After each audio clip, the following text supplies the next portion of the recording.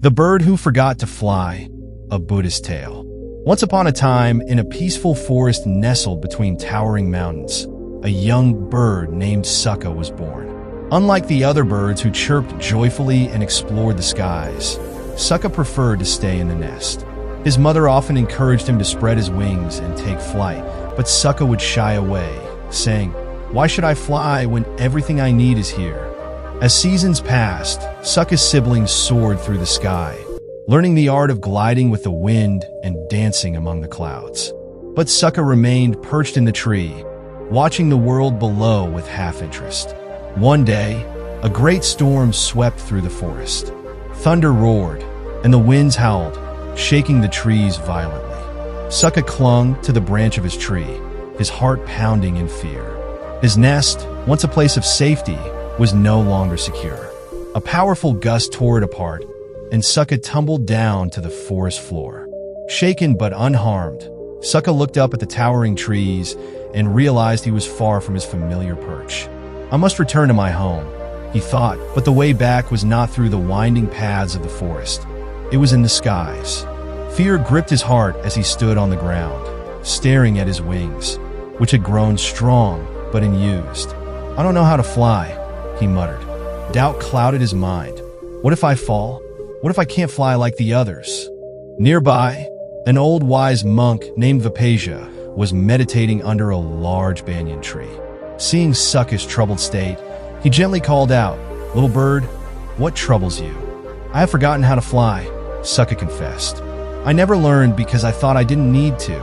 Now I am lost."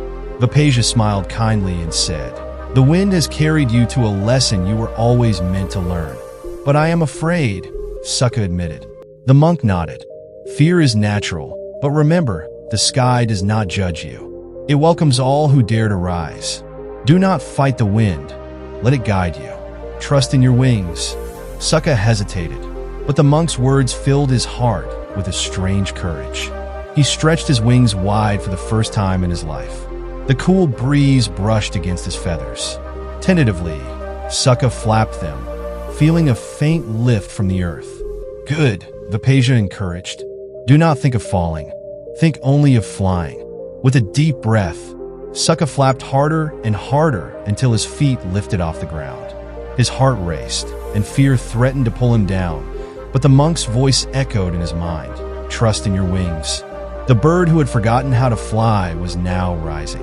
Higher and higher Suka climbed, the forest shrinking beneath him. A sense of freedom washed over him as the wind carried him forward. He realized the sky was not as intimidating as he had once believed. It was vast, open, and waiting.